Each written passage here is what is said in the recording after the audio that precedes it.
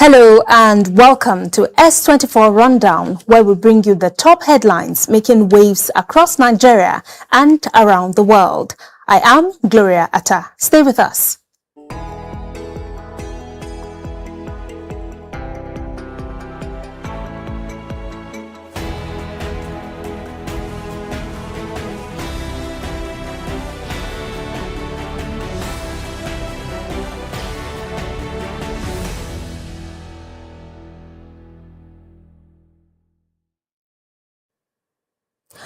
To start with, the federal government has exceeded its 2024 borrowing target by 4.79 trillion naira after a larger than expected budget deficit forced it to secure additional loans.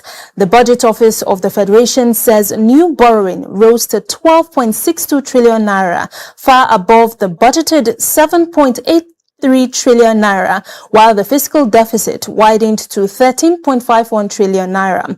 The shortfall was blamed mainly on lower oil revenue, despite stronger non-oil earnings. Nigeria's total public debt has now risen to 144.67 trillion naira, with the debt to GDP ratio climbing to 61.22%, above national and international benchmarks. In other news, the Economic and Financial Crimes Commission, EFCC, is facing fresh scrutiny over plans to manage the auction of seized vehicles through its own platform. The Nigeria Association of Auctioneers says the arrangement raises concerns about transparency and due process, arguing that the EFCC should not investigate crimes, seize assets, and oversee their sale. The association insists only licensed auctioneers should handle the disposal of forfeited assets and questioned why previous arrangements with auctioneers were abandoned. The EFCC has yet to respond to the concerns. Its spokesperson, Dele Oyewale, did not comment before the report was filed. Now, a new report says nearly 3 in 10 teachers in conflict-affected communities in Borno State are at risk of leaving the profession due to stress caused by insecurity.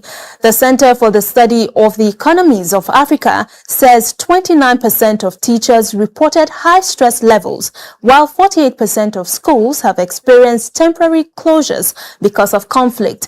The report also found that 65% of households have at least one child out of school, with girls more likely to drop out than boys.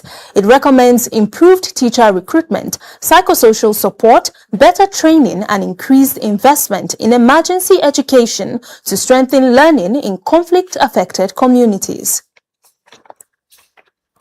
Now, the Arochukwu Kingdom in Abia State has unveiled the Mary Slessor Library to preserve the community's history and promote education. The traditional ruler, Eze Eberechukwu Oji, said the library will also house historical artifacts uncovered during archaeological evacuations and will be upgraded into a fully equipped e-library by the end of the year. The monarch also announced plans to establish an innovation hall to train young people in artificial intelligence and digital skills. He further revealed that the community plans to build a film village in honor of late Nollywood actor Alex Ekubo to preserve his legacy and support the training of aspiring actors. And now to global matters. Nigeria recorded Africa's highest petrol price increase in the first half of 2026, with pump prices rising by 39.5% following the Middle East conflict that disrupted global crude oil supplies. A report by the Major Energies Marketers Association of Nigeria says the Israel-Iran-US conflict pushed crude oil prices above $100 per barrel and increased shipping costs, driving up fuel prices in Nigeria's deregulated market. Despite the price spike, the report says local refining improved significantly, with the Dangote refinery supplying more than 80% of petrol consumed locally. However, domestic production still fell short of demand during peak periods, making fuel imports necessary to prevent shortages. International scene, Australian authorities have confirmed local transmission of the highly contagious H5 bird flu among wild birds, marking a significant development in the country's efforts to contain the virus. Officials say the virus is now spreading among greater crested terns in South Australia after the first case was detected in a migratory seabird in June. While there is no evidence of outbreaks in poultry or widespread wildlife deaths, authorities have suspended beach tours on Kangaroo Island to protect endangered sea lions. Now to business news with Hadiza Galadima. Hello, Hadiza. What do you have for us today? Hi, Gloria. It's all about reforms, policies, and collaborations here in Nigeria and in Africa. Welcome to today's business update, and here are stories shaping the economic landscape. First, Nigeria's borrowing trajectory is coming under renewed scrutiny, with reports that the country has breached its debt ceiling after borrowing significantly above its planned level. The development raises fresh concerns over fiscal sustainability and the government's ability to manage rising debt obligations, particularly at a time when debt servicing continues to put pressure on public finances. Nigeria's 2026 borrowing plan was already revised upwards to 9.2 trillion naira from an earlier projection of 17.89 trillion naira, according to figures reviewed. The increase has intensified debate over the country's borrowing strategy and the need to ensure that borrowed funds are channeled into productive investments that can strengthen revenue and economic growth. Also, former World Bank President David Malpass has warned that Nigeria's use of collateral-backed borrowing could create challenges for future debt restructuring and complicate efforts to restore long-term debt sustainability. In a policy paper, Malpass raised concerns about sovereign borrowing arrangements that used assets or securities as collateral, warning that such structures could limit a country's flexibility during periods of financial stress. His comments come amid growing scrutiny of Nigeria's financing arrangements, including concerns over transparency and the risk associated with complex borrowing structures. The warning adds to broader calls for greater transparency and stronger debt management practices as Nigeria seeks to finance its budget and development priorities. S&P Global is set to acquire a majority stake in Nigerian-based Pan-African credit rating agency Augusto & Co. in a move that could reshape competition in Africa's domestic credit market. The deal would expand S&P Global presence across key African markets, with Augusto operating in Nigeria, Kenya, Rwanda, and Ghana. The transaction is expected to strengthen access to credit information and market intelligence while potentially improving investors' confidence and transparency across the continent's debt market.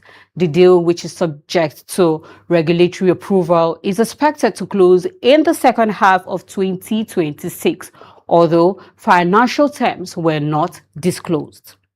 And finally, the Small and Medium Enterprises Development Agency of Nigeria, SMEDAN, says the country's challenge is increasingly less about availability of startup funding and more about the shortage of businesses that are ready to attract and effectively deploy available capital. The agency says many Nigerian startups still lack the structure, innovation, scalability, and the business models required by investors.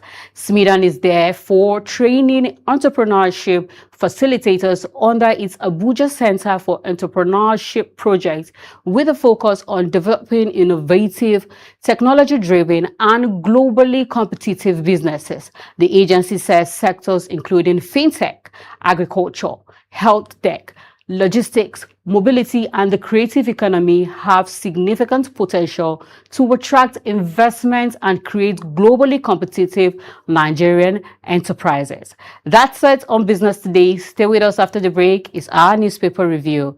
Bye for now.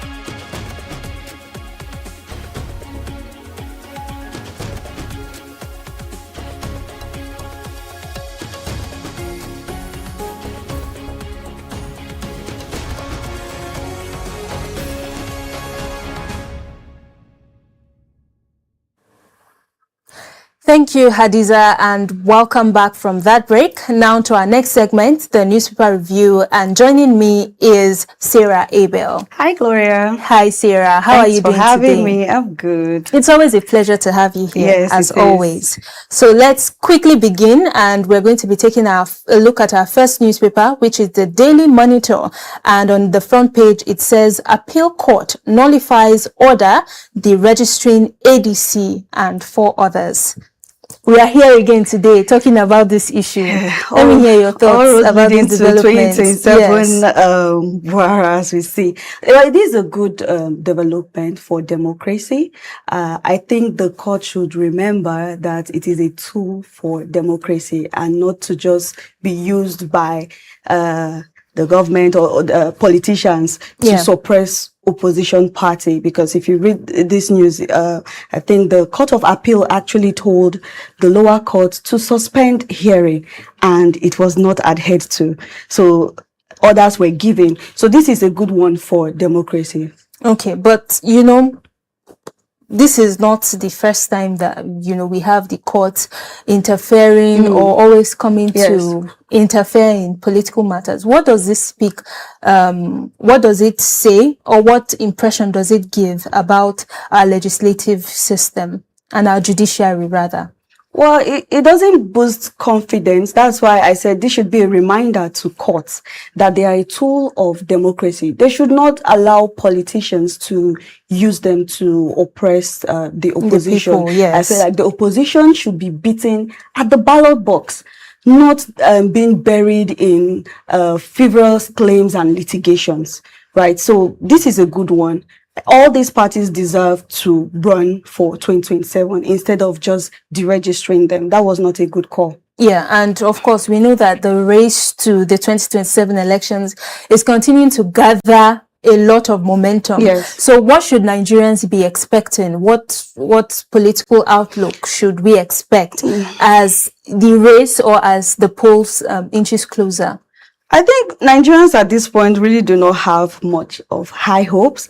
I mean, even with the courts ruling in favor of these parties, it still doesn't really give them strong hold as an opposition. We recall we talked about ADC having internal crisis. I don't think they have solved their internal crisis yet. Even though this is a win for them, I think they need to put their house in order to show Nigerians a stronger front that they can actually beat the ruling party. When you say put your house in order, in what ways should they put their house in order? Because, of course, we know, but for the wider Nigerian people and even for the party stalwarts, because it seems that the approaches they are taking to solve this crisis, it doesn't appear to be working. So what would you advise? And not just them, because we can also see it in the NDC and in other political opposition parties. We keep hearing it in the news. So what would you advise? When we talked about this case earlier this month, I made mention of how APC was able to overthrow PDP. Yes. The strategy that they used, everybody was of one mind. The mandate of the party was taken into consideration.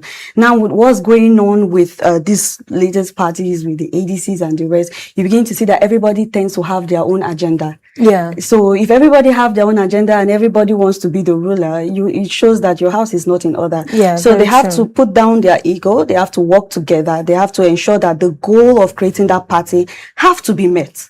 I think that's one way to put it, to show that you have a strong foot, to show that you know what you're talking about as a party, to show that you have the interest of the nation. I keep saying that we really do not have much nationalists in Nigeria. We just have people that just want to be in power, But if you're actually putting the nation at heart when you're doing all this, you don't have so much turmoil in your parties. This cut across all parties, APC included. All right. So finally, before we move to our next paper, looking at Nigeria and its democracy, do you think that as a nation, we are doing democracy the right way, or that has already even thrown me off balance. But do you think we are getting there in terms of achieving democracy? Well, I know we're already a democratic society. Well, yes, it depends on what your definition of democracy is. Yeah, we have a situation where a lower court is actively disobeying the order of a higher court. You know, and that shows that you're being used as a tool for politicians. So I do not think, depending on your definition of democracy, everybody can draw a line from what they think democracy is and say, okay, Nigeria is practicing democracy or not. But the ruling of the appeal court still shows that we have a sprinkle of democracy going on in the country. We indeed have a sprinkle of democracy. Okay, let's quickly turn to our next newspaper, and we're going to be taking a look at the Punch newspaper. On the front page, it says, FG overshoots borrowing limit as new debt reaches 12.62 trillion naira. We're in the news again. For borrowing. You know, as we said, we discussed this earlier this week, right? I think, when we're talking about the empowerment of using close to 1 trillion naira for empowerment, and we talk about how we still have a deficit in our budget, and we still talk about, I mean, 2026 budget alone is going to be run by borrowing over close to 29 trillion naira. That's a whole lot of money. And then we're bringing 12.62 trillion again. I keep retreating that borrowing itself, it's not the issue. It is what have we used all this money for. We keep saying that the revenue being projected was not enough. So economically, if you keep doing a budget, your budget should reflect the realities that you live in. People, and a lot of times our budget does not reflect our reality. You have two things. You either have to cut down expenditure or you borrow. Why are we always on the path of borrowing? Why not try to cut down expenditure in itself? I mean, you see, President Bola Ahmed Tinubu, when he was talking about the removal of subsidy, he said, "Oh, we all have to suffer together." Or have you seen any government suffering? Actually, this is a very important question. What costs have they cut for themselves? We've not seen. We've seen several times in news of them procuring brand new vehicles. They don't even procure vehicles that is made or assembled in Nigeria. They import. Just so a few days ago, we're talking about them buying more additional SUVs and all of that. And even you're buying SUVs and saying it's for empowerment, we still don't know where this money is going to. Who have you empowered? Where's the location? Who gets what? So we just keep borrowing. It now seems like borrowing has become a culture of Nigerian government. It is a pattern. We keep borrowing. This 12.62 trillion was still, part of it was acquired in 2024, right? And then 2025, 2026, we are going to over 29 trillion. Yes. Minus this 12.62 trillion now that we've added. Where are we going to? You know, earlier this year, there was a report that Nigerians, an average Nigerian is owing about 700 or 800,000. Who knows? They want to borrow and then make our children and children to pay. Why not giving anything back to the citizens as stakeholders? We increase tax, life is just so hard for Nigerians, and we're not seeing what the government is using this money for. If you borrow like this and we can see in plain sight what you've used the money for, I don't think anybody will say the government is not doing well. Yeah, so what you just said has also brought another important question that a lot of analysts and experts and even ordinary Nigerians have been talking about, that beyond us borrowing, what practical steps can we now use as a people and as a government to finance activities in the country? What can we do to, boost revenue and reduce the fiscal deficit? Before you even talk about that, when you borrow an amount of money and you use it for basic empowerment or whatever the thing the government is putting that they are using it for, right? You need to come back and look at what's the impact of this thing you've done. When we're talking about that empowerment, I made a mention that, are we doing these empowerment programs? Is it economically sustainable, or we are just feeding ourselves for the now? That's a major question. Are we just borrowing to eat? Are we borrowing where corruption, that we divert the funds? What are we borrowing for? If we answer that question first and be able to determine that we do not actually need to borrow this amount of money, then we can now start talking about, okay, what other steps to do. For now, there's no accountability for the money that is even being borrowed. Thank you. Next year we'll come again and we'll borrow more. Hopefully not. Hopefully not. At this point, we shouldn't borrow more. Thank you so much, You're welcome, Gloria. And that's all we can take today on our newspaper review. Up next is S24 Report, coming to you after the break. Stay with us.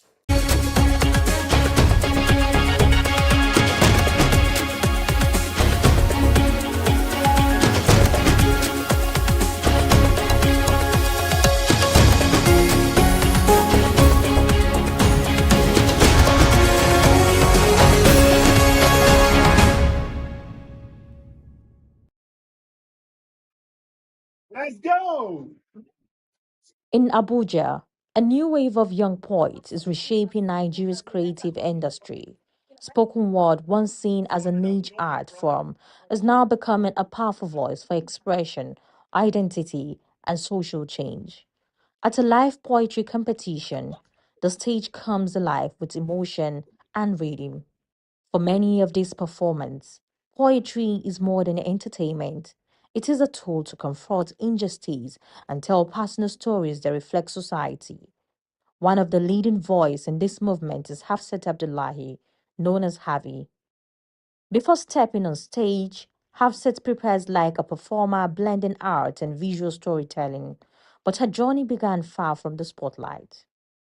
Whenever I see something I'm not comfortable with, from rape to any form of injustice that has happened within my small locality, I speak up about it. And the reason I used poetry at the time is because that was the only way that people could actually listen to me. On stage, her words cut through the silence, carrying emotion and conviction.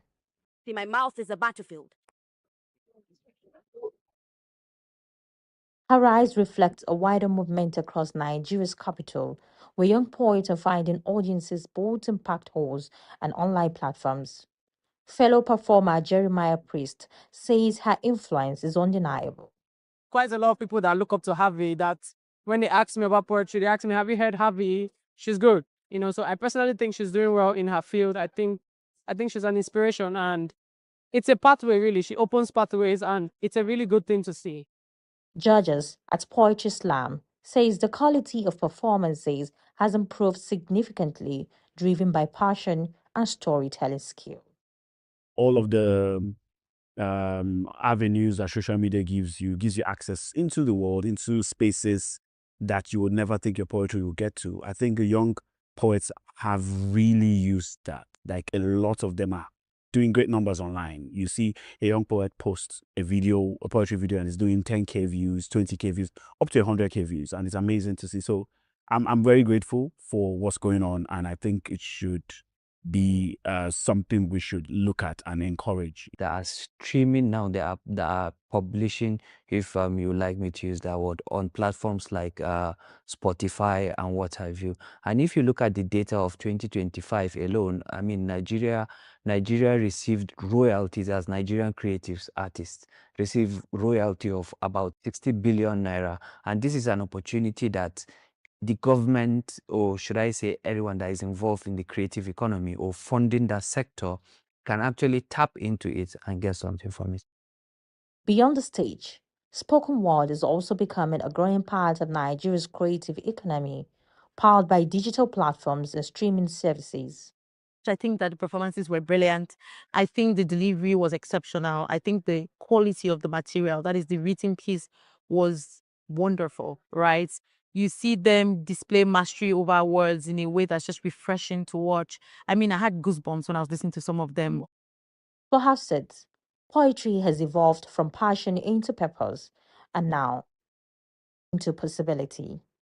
I found a way to monetize that and get money out of it. I want to create an industry around poetry. In Abuja, poetry is no longer just spoken, it is performed, shared, and lived. A new generation is turning words into influence and creativity into opportunity.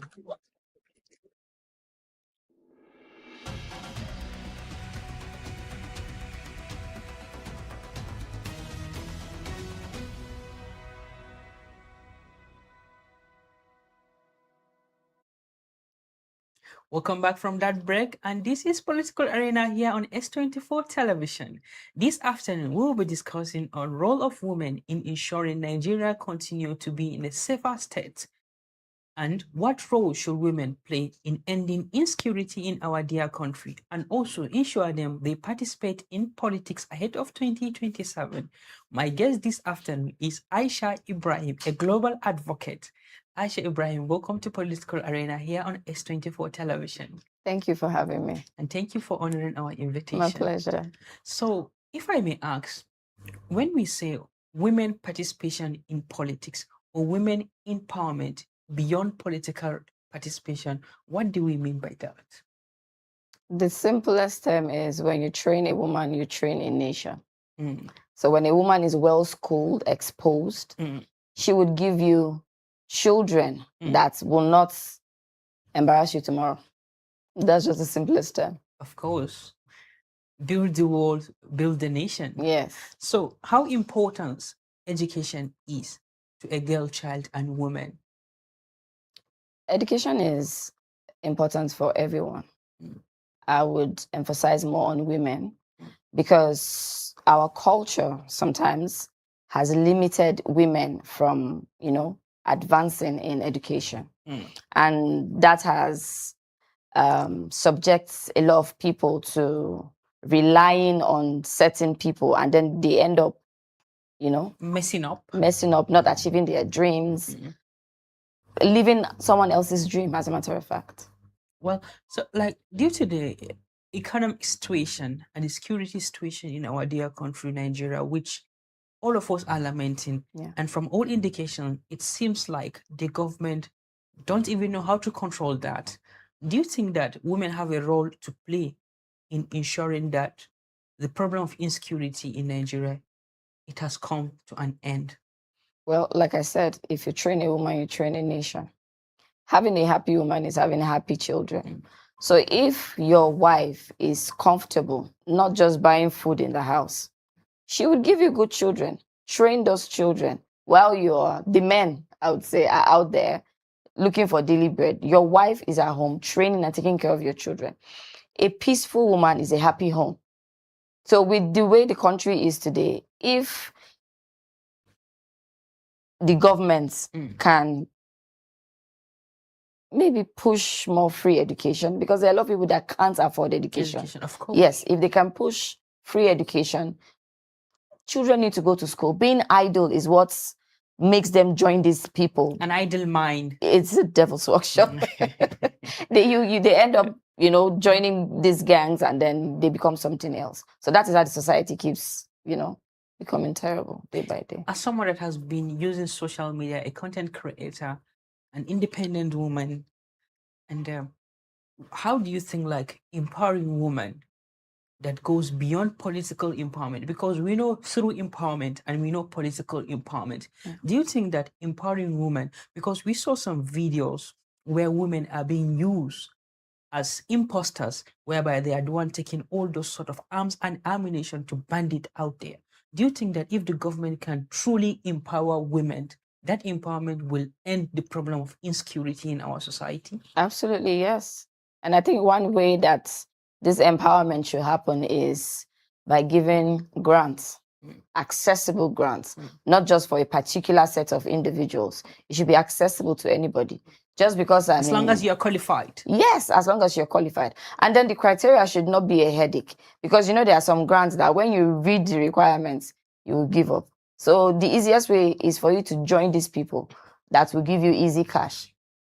So yes, grants. Well, women are still underrated in politics. Absolutely. Why? I think this is a societal thing.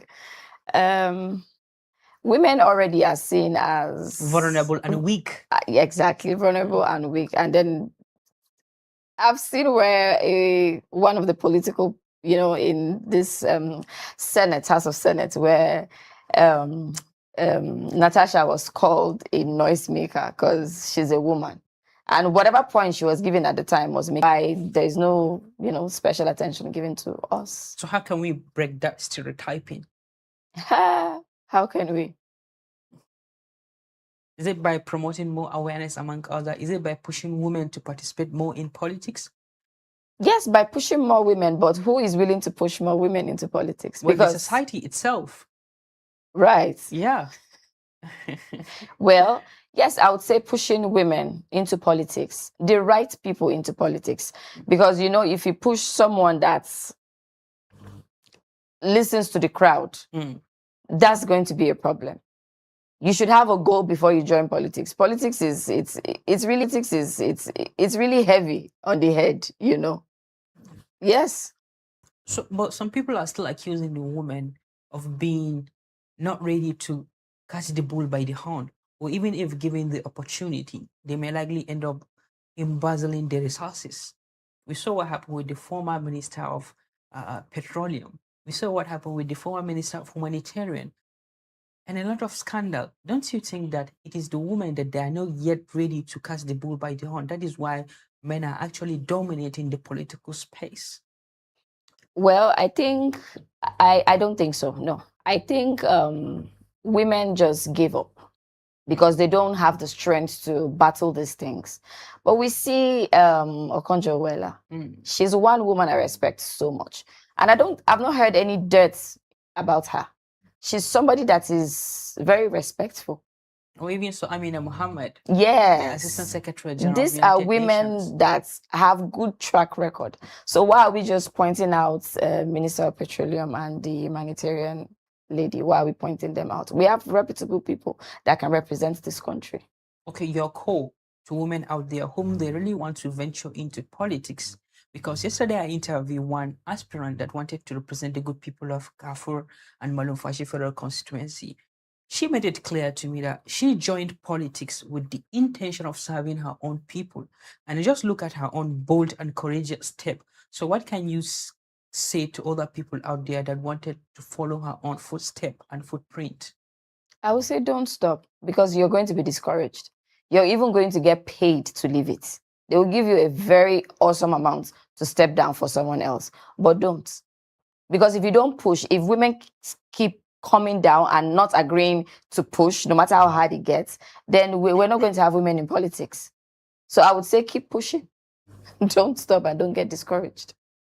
So, like, what can you say ahead of 2027, like having media station like S24 in promoting awareness and in promoting public enlightenment? Because we knew every after election or before election, the country used to be in a very volatile situation. So what are your calls to other media stations and people like you, like social media content creator? What can you say to young Nigerians out there? I would, first of all, get your PVC. That's the first step. At all costs, get your PVC. When you get your PVC, then you have the right to talk. But if you don't have PVC, you can't just come and type on your phone and be posting while you're in your house. Other people are on the field going to vote, getting hurt by all means. So if these other channels that report this news can be truthful, because I've seen where stations cut truths just because they want to please a particular person. So I would say stations, channels, content creators should not be bought. Let the truth be out. That's the only way we can have anything free and fair in 2027. Well, thank you so much for speaking to us, as you have been always agitating for free, fair, credible, and acceptable election. That is the only way Nigerians can have good and repeatable leadership in 2027. Aisha Ibrahim, it's a pleasure speaking to you here on S24 Television. Thank you for having me. Thank you so much. And this is where we draw the curtain of S24 Political Arena. Stay tuned for our X24 report. Thank you and bye for now.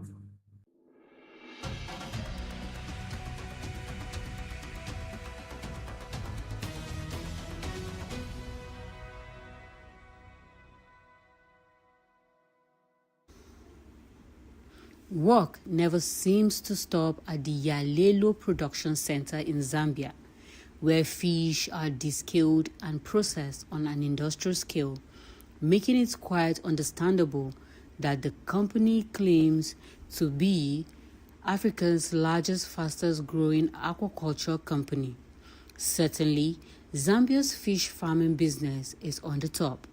Thanks to government support, plenty of water for fish farmers, a strong agriculture sector to provide the fish foods, and the mentorship offered by Yalelo executives and others. And while the African aquaculture giant Egypt, which produces close to 2 million tons of aquaculture products a year, may be the continent's leader, more and more African countries are eyeing the opportunity to generate protein faster and more efficiently by raising cattle. 27-year-old Simbogile Ntani is among those trying their hands at fish farming, encouraged by the government's recent investment to give low-interest loans for aquaculture startups in a move to diversify its economy beyond the mining industry. "I never imagined I would become a fish farmer," said 27-year-old Simbugile Sunele Ntani with a laugh. "But when I saw how much fish we were importing, I knew there was an opportunity." She scattered feeds across her fish ponds as the sun rose over the small town of Kufwe, just outside Lusaka. Across Zambia, people like Ntani are transforming fish farming from a small rural practice into a profitable agribusiness that is shaping how the country feeds itself. Starting up the aquaculture business was quite a hassle, but yeah, something that I was able to overcome. The other thing is getting people to believe in your vision. Zambia consumes more than 170,000 metric tons of fish every year, yet nearly a third is imported. To bridge that gap, the government has identified aquaculture as a key growth sector to create jobs, reduce imports, and boost food security. Yalelo is the largest producer of tilapia in Zambia, but it has also been rated as one of the largest fish production companies in sub-Saharan Africa. Therefore, our impact, just from the records that we have set since inception in the past 11 years, the impact has been tremendous in the sense that we probably produce or contribute the largest tonnage per annum to the total tilapia production in Zambia. Through the Ministry of Fisheries and Livestock, initiatives like the Aquaculture Seeds Funds and the Citizens Economic Empowerment Commission offer low-interest loans to youth and women. According to the ministry director, Evans Mutanuka, almost 20,000 small-scale farmers have benefited in the last 5 years. Our goal is to make aquaculture a sustainable business, especially for women and young people, Mutanuka explained. We are also partnering with private companies to improve hatchery and feed production so that farmers have access to quality input locally. As a ministry and a department, we are providing also support in terms of financing to promote various nodes along the aquaculture value chain. So here we're looking at those that are interested to produce, fingerlings by establishing hatcheries. Also those that would like to provide input for farmers such as feed. They are supported, and this is being provided through the Citizen Economic Empowerment Commission, where farmers are able to access affordable financing. For women like Simbugile, the shift has been life-changing. "I wanted something I could own and grow," she said. "It's not easy. Pond construction is expensive, but with perseverance, training, and small grants, it's possible." The other thing that I'm proud of is Arising Aqua being a household name. Like, we've been able to train farmers out there. We've been able to inspire other farmers, male, female farmers, to be able to start up their own thing. In his recent 2026 National Budget Address, Zambia's Finance Minister, Situmbeko Sokotwani, described aquaculture as one of the country's fastest growing industries, producing over 89,000 metric tons of fish in 2024, the highest in Southern Africa. Despite strong growth, challenges persist. Feed costs remain high, accounting for nearly 60% of production expenses. While climate change affects pond water levels, local producers also face competition from cheaper imported fish. I sometimes struggle to find consistent buyers, said John Piri, a fish trader at Lusaka's Lilanda market. People prefer imported fish because it looks bigger and cheaper. But when I explain that local fish is fresher and supports our farmers, more are willing to buy. Still, optimism runs high. With improved feed manufacturing, stronger value chains, and increased investment, Zambia's aquaculture sector is well positioned to meet domestic demand and export more across Africa. Kunda Ndashi, an aquatic animal health researcher at the University of Zambia, said that sustained growth will depend on innovation and investment. To achieve our target, we need affordable and sustainable feed production, good quality fingerlings, and stronger biosecurity and fish health systems. We must also expand research into climate-smart aquaculture. The target is supposed to be, if I'm not mistaken, over 150,000 tons of fish per year that should be produced from aquaculture. So roughly we are at about 60% to that target.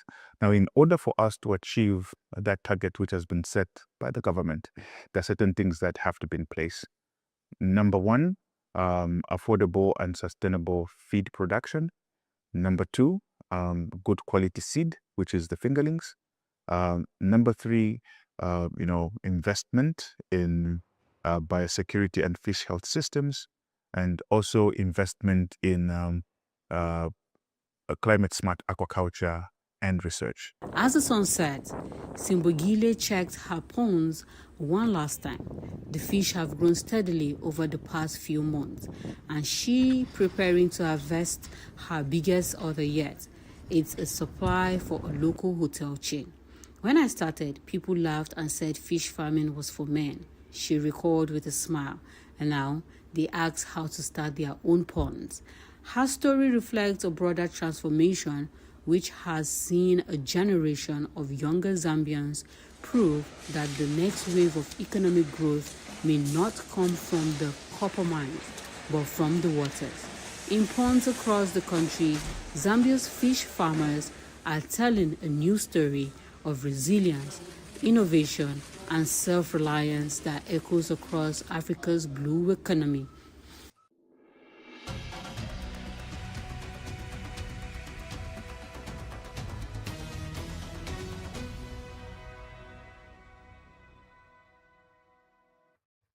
Nigeria's security landscape continues to evolve as authorities respond to emerging threats on multiple fronts, from the killing of a senior military officer in Abuja to new measures targeting terrorism financing and renewed efforts to combat drug-related crime. Welcome to Security Update. Here are some of the latest security stories making headlines across the country. The Defense Intelligence Agency has confirmed the killing of one of its senior officers, Colonel A.A. Ude, following a late-night attack by unidentified gunmen at his residence in Phase 5, Army Estate, Housing, Kurudu, Abuja. The agency said the incident occurred at about 10:45 p.m. on Tuesday and announced that security and law enforcement agencies have launched a full investigation to identify, arrest, and prosecute those responsible for the attack. In a statement, the DIA described the officer's death as a tragic loss, extended condolences to his family and colleagues, and reaffirmed its commitment to safeguarding Nigeria's security. In our next story, the Inspector General of Police, Kayode Egbetokun, has directed police formations nationwide to channel all cases involving terrorism financing, banditry, and other financial crimes to newly established specialized units as part of efforts to strengthen intelligence-led policing. Speaking during a meeting with the leadership of the Nigerian Financial Intelligence Unit in Abuja, the IGP said the changing nature of crime driven by the rapid movement of illicit funds across illicit drug trafficking, the police records showing that more than 3,080 major crime suspects were arrested in the state last year, with about 70.2% of the offenses connected to the abuse of illicit substances. He warned that drug addiction continues to fuel violent crimes, thuggery, and other forms of security across the state. Those are some of the latest security developments from across the country. As authorities tighten enforcement, strengthen financial crime investigations, and intensify efforts to curb drug abuse, the focus remains on improving public safety and addressing the root causes of crime. Thank you for watching.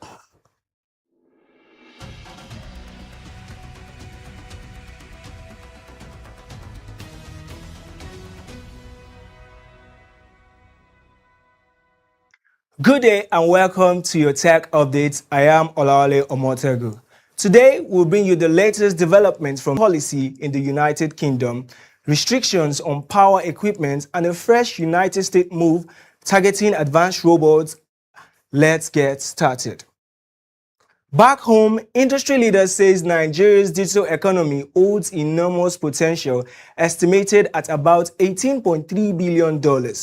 Speaking through platforms like Remital, experts say stronger partnership between the public and private sectors alongside continued growth in financial technology will help unlock that potential. However, they also noted key challenges including high data cost and uneven internet connectivity, which continue to slow digital growth. Across Africa, attention is turning to the future of electricity infrastructure. Britain's energy regulator Ofgem has launched a public consultation aimed at reducing speculative applications for data center connections to the national electricity grid. The regulator says the move is designed to improve access for genuine energy projections and supports the growing demand from digital infrastructure. In other global technology news, the United States government has blocked new imports of advanced humanoid and four-legged robots, mainly from China.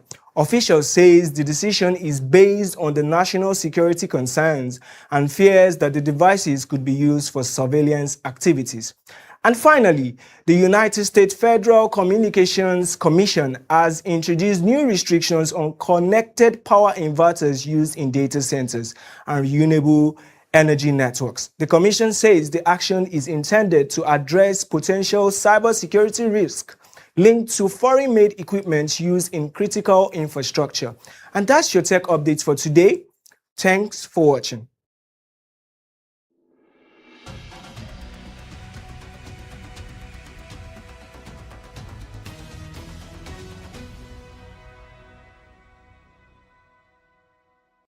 Hello and welcome to S24 Entertainment Rundown. And if playlists could gossip, today's chart toppers would be whispering, did you hear who's running Hollywood now? From Orisha to Oriade and all the way to the Grammys, the music world clearly woke up and chose headlines instead of harmony. So grab your backstage passes. We are stepping into the stories everyone will be humming about. Nigerian music is making another giant leap onto the global stage. Grammy-winning superstar Tems has been announced as the executive producer and curator of the soundtrack for the highly anticipated fantasy film Children of Blood and Bone. It's a landmark achievement, making it the first time the singer will executive produce a movie soundtrack. Based on Tomi Adeyemi's best-selling novel, the Paramount Pictures adaptation brings the magical world of Orisha to life under the direction of Gina Prince Basswood. The film boasts of impressive cast including Damson Idris, Cynthia Erivo, Viola Davis, Idris Elba, Regina King, and many more. Nigeria is also well represented with Richard Mofe Damijo, Pimileri Ayodeji, and Shams Garuba. To make the journey even more unforgettable, Tems has recorded 3 original songs for the soundtrack while recruiting fellow Afrobeat stars BNXN and Fireball DML. Burna Boy also joins the production as executive consultant, helping shape the project's musical direction. The film is scheduled to hit cinemas on January 15, 2027.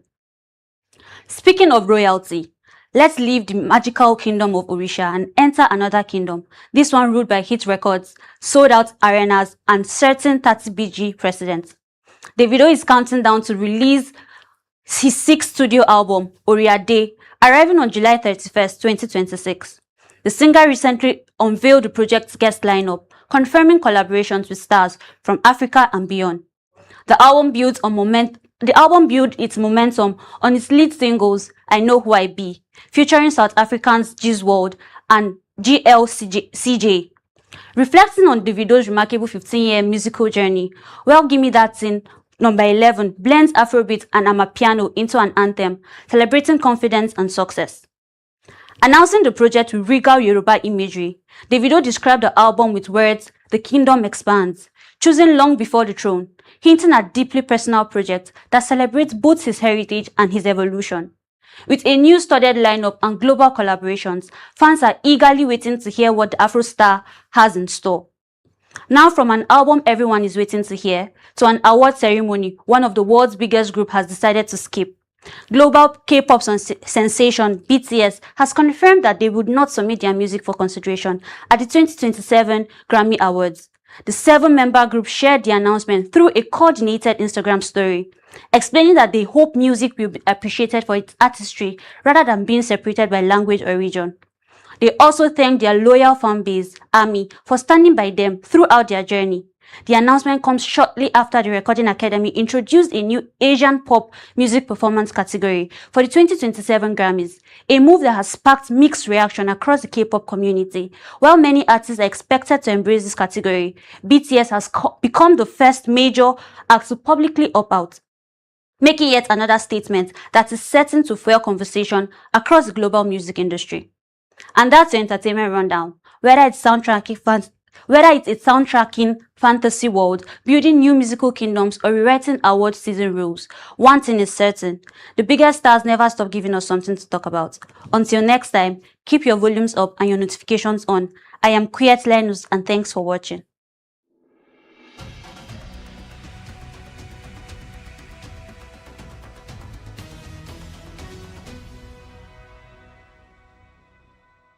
In sports, champions do not only write history. Sometimes it is created by the teams nobody expects.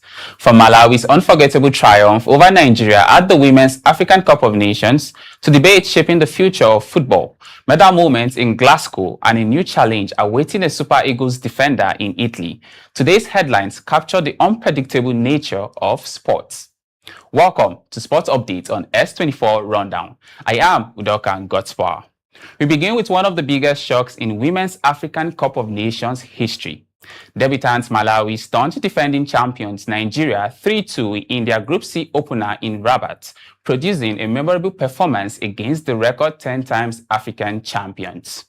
After a goalless first half, the Scorchers took control through sisters Temiwa and Tabitha Chawinga.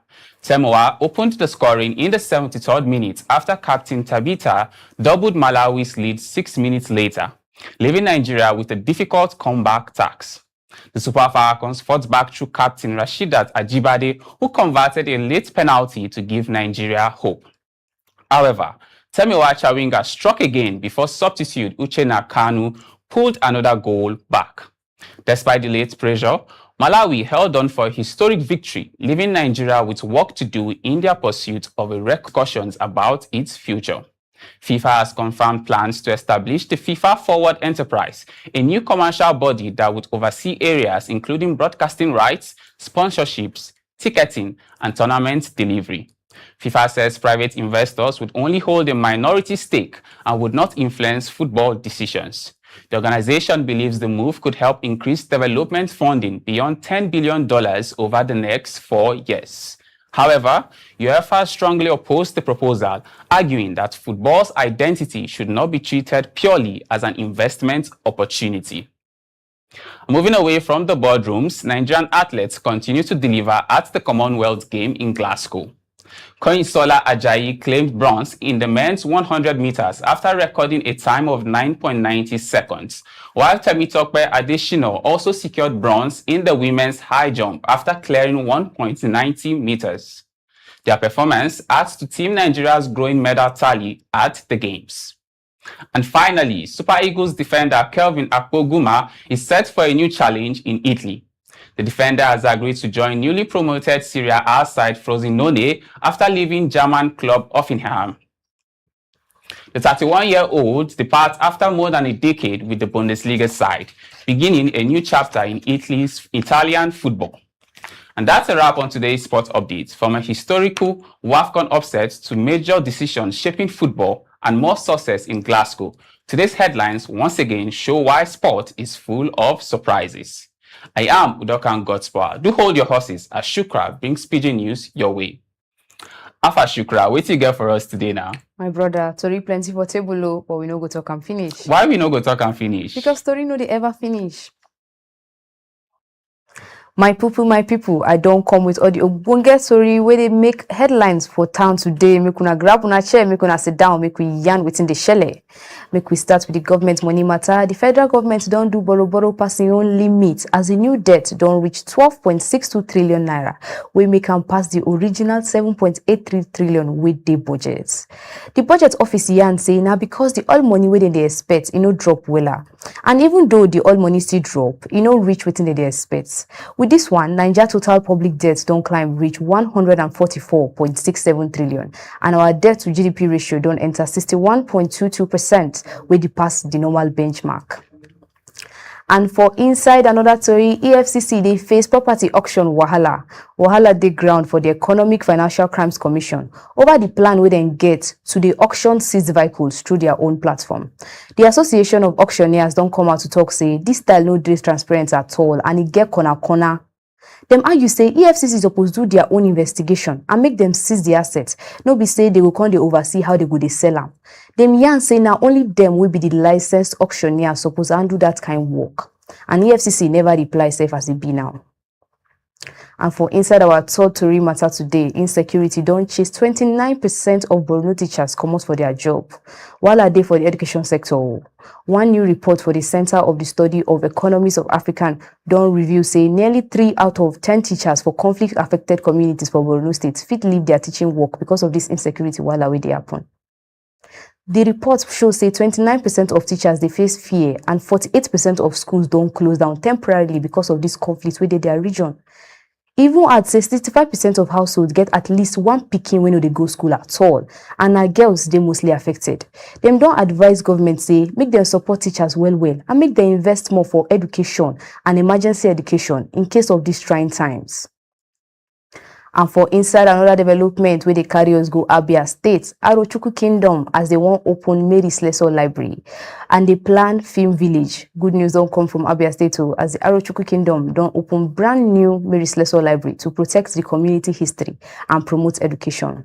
Their ruler Eze Eberechukwu Oji yarn say the library go keep historical artifacts and go even turn full e-library before this year end. And that e-library means say it go turn online library. And apart from that safe, the king now say they want build innovation hall to teach young people the use of AI and digital skills. Plus they get plan to build film village to honor the late Nollywood actor Alex Okubo. This one a better news. And now make we sharply enter Obodo Ibo where the US-Iran war they occur. Nigeria did top African countries where they suffer this petrol hike. Nigeria don't carry first position for the African country where they record the highest petrol price increase for the first half of 2026. Pump price jumped by 39.5%. And according to the report from the Major Energies Market Association of Nigeria, the Israel-Iran-US conflict don't push crude oil past $100 per barrel and make shipping costs they high. Even though Dangote refinery they supply 80% of local petrol consumption, local production still no reach demand during peak periods where they make fuel imports they important to stop scarcity. And finally, for our last story today, Australian health authorities don't confirm local transmission of the deadly H5 bird flu among wild birds. The virus don't start to spread among greater crested terns for South Australia after they first see them as migratory bird in June. Even though poultry birds still dey safe for now, authorities don't sharply suspend beach tours for Kangaroo Island to protect endangered sea lions from the virus. My people, now here we go wrap our story today. I thank una wey dey with me from the one to the end. Make una stay safe and make una enjoy the rest of una day. My name na Onishikura and I go see una tomorrow.